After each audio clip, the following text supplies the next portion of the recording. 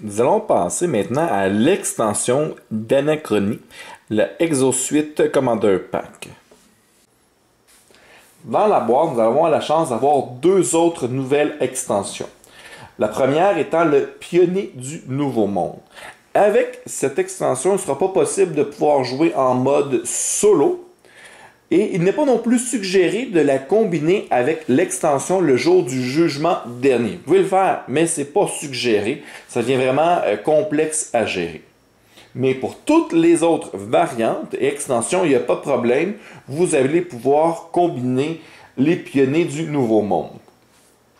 Au niveau du placement, première des choses, vous allez rajouter cette carte de course en fin de partie qui va être pour celui qui va avoir été chercher le plus de ces cartes-là.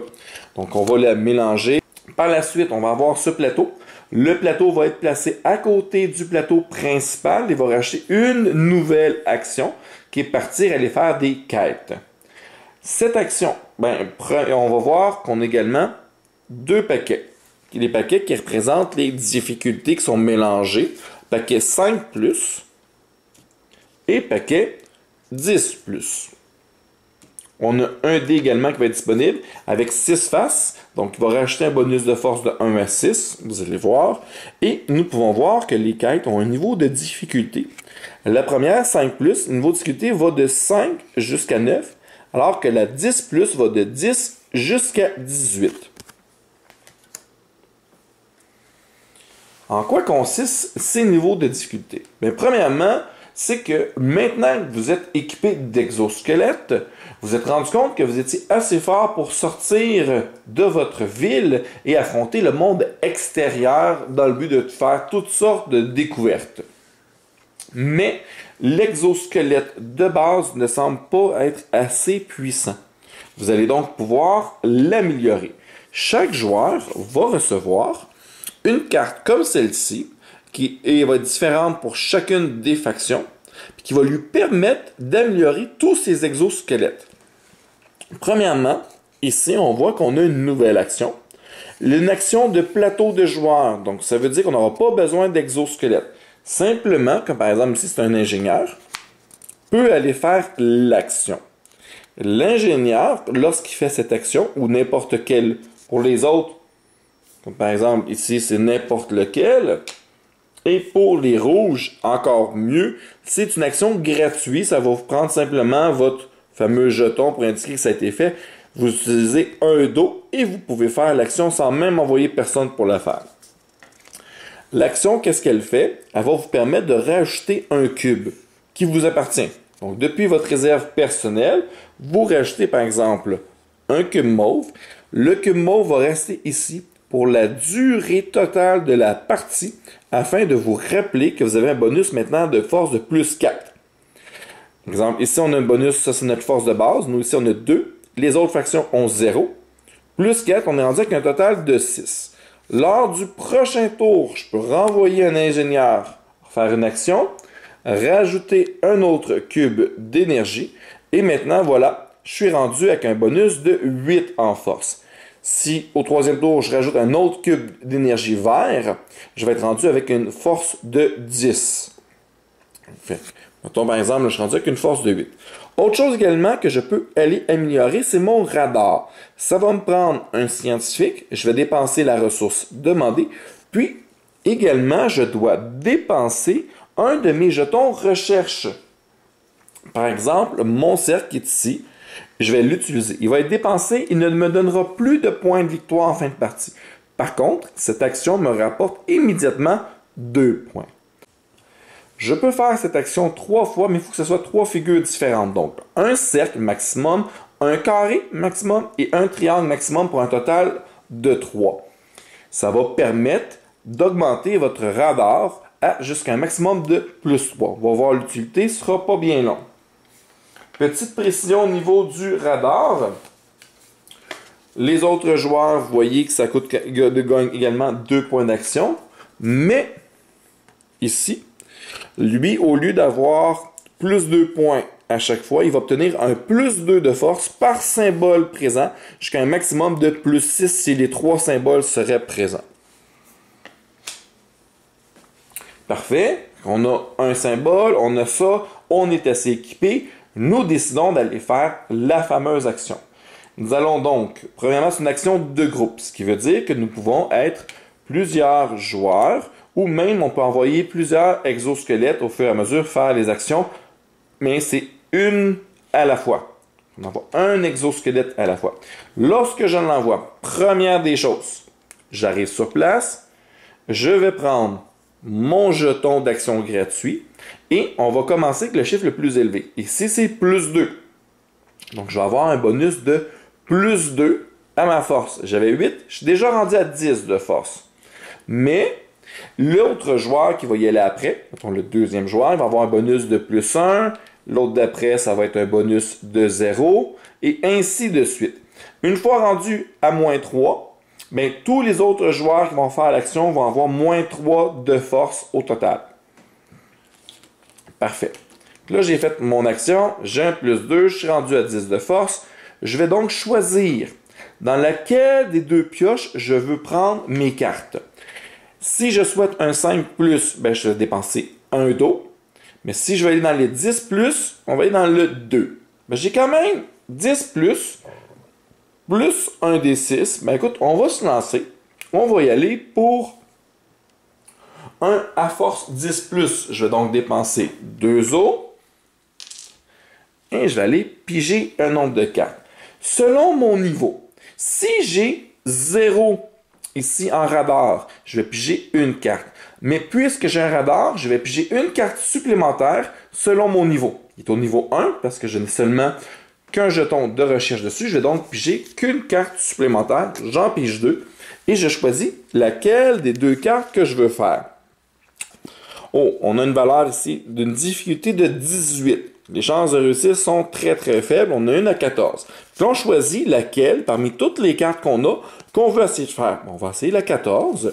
Puis, tout le reste des cartes, nous les replaçons comme qu'on veut, dans l'ordre qu'on veut, mais sous la pioche. J'ai juste une carte, ça règle la question. Par la suite, il ne me reste plus qu'à lancer le dé et additionner ma valeur de 10. J'ai 1, ce qui me fait 11. Malheureusement, c'est un échec. En cas d'échec, nous allons perdre ici ce qui est indiqué. Fait que je dois perdre une recherche de ma réserve. Donc, pas la recherche qui est ici, elle n'est plus dans ma réserve. Si j'en ai pas, j'ignore cette partie-là. Mais sinon, je suis obligé de défausser 1. C'est moi qui choisis laquelle. Et je fais quand même 2 points pour avoir tenté de faire cette carte-là. Si j'avais réussi, j'aurais fait immédiatement 2 actions de recherche. Et en plus, lors de ces actions-là, je vais additionner un deuxième dé que je place. Donc, ça me permet d'aller me choisir 2 recherches avec le symbole et la forme que je veux. C'est quand même un gros avantage. Et si on aurait réussi la carte, on l'aurait gardé à côté de notre plateau personnel. Sinon, malheureusement, il va aller sous la pioche parce qu'on l'a raté. Éventuellement, nous allons pouvoir essayer à nouveau de réussir à aller faire la carte. Fait que si évidemment vous auriez augmenté un peu plus votre niveau, ben, vous allez avoir plus de choix au niveau des cartes. Ça vous permet justement de mieux cibler les missions que vous voulez faire. Mais sinon, ça se résume à ça. C'est quand même une belle petite variante différente qui va vous amener à faire des actions peut-être plus spécifiques pour augmenter votre force, aller faire des quêtes, avoir relativement de beaux bonus. Si par exemple on avait été ici à la place, évidemment c'est sûr qu'on aurait réussi le test de force. Fait qu'on peut voir ici quand même les récompenses. Nous aurions reçu ici 2 ressources vertes avec 2 points. Ici, ben, on aurait eu 3 os avec un noyau d'énergie. C'est quand même intéressant. Puis on voit que même si on échoue, on a quand même des choses qui nous sont données, qu'on récupère pour avoir tenté d'effectuer la carte. Donc, j'aime bien l'extension. Fait que c'est quelque chose que je conseille bien. Puis je pense qu'elle m'intéresse peut-être même un peu plus que le jour du jugement dernier. L'autre extension disponible, c'est les gardiens du conseil. Cette extension, elle est valable dans toutes les variantes et extensions du jeu, à l'exception du mode solo. Donc, on ne pourra pas l'inclure dans le mode solo. Pour ce faire, bien, premièrement, au niveau du placement, vous allez avoir une nouvelle carte objectif de fin de partie qui va être de détenir le plus de gardiens. Si vous avez cette carte-là, vous allez rajouter aux autres quêtes possibles de fin de partie avant que la distribution soit faite, avant qu'on découvre quels sont les 5 objectifs de fin de partie. Par la suite, on va avoir ce plateau que nous allons devoir placer à côté du plateau principal, puis les 6 exosquelettes comme ça, les noirs, vont être placés sur ce plateau. Lorsque vous allez effectuer l'action d'aller au conseil ici ou là, en payant un dos ou en payant 2 os, vous allez également pouvoir payer les coûts sur la nouvelle carte. Vous pouvez même y aller alors que les cases ne sont pas complètes. Mais dans ce cas-là, vous ne pourrez pas effectuer l'action. Ça va être simplement et uniquement dépenser les ressources qui sont demandées. Les ressources, c'est quoi? C'est par exemple, ici, il m'indique de dépenser un mauve et également un travailleur de mon choix. On voit la tête de mort, donc ça veut dire que malheureusement, je perds un travailleur. Ça peut être un de mes travailleurs qui est fatigué, il n'y a pas de problème pour ça, mais ça me coûte quand même un travailleur. En réalité, le travailleur, ce qu'il va faire, c'est qu'il va contrôler l'exosquelette à distance. Donc, tous ces exosquelettes-là vont fonctionner sans avoir besoin d'un travailleur à l'intérieur, vont être autonomes. Si on regarde ici, c'est 2 ressources au choix, avec un travailleur, mais pas les mauves. Ici, c'est 4 os, avec un travailleur, une recherche scientifique avec un travailleur, 2 travailleurs, ou un noyau nucléaire, un travailleur, et on se rajoute un jeton paradoxe. Par exemple, mettons, je viens de faire la première action ici, je viens de l'acheter, je vais mettre mon jeton, me souvenir qu'il est à moi, et il va être rajouté avec mes exosquelettes de ma banque, donc disponible. Maintenant, lors de l'action numéro 3, la phase numéro 3 où je vais mettre sous tension mes exosquelettes, je vais pouvoir à la place mettre sous tension cet exosquelette-là. Il n'y a pas d'autres coûts supplémentaires pour pouvoir l'activer, contrairement à mes exosquelettes réguliers. La différence, c'est qu'il est autonome. Donc, il ne prend pas de travailleur pour pouvoir aller faire l'action. Deuxième des différences, c'est qu'il est le seul à pouvoir avoir accès à cette case-là.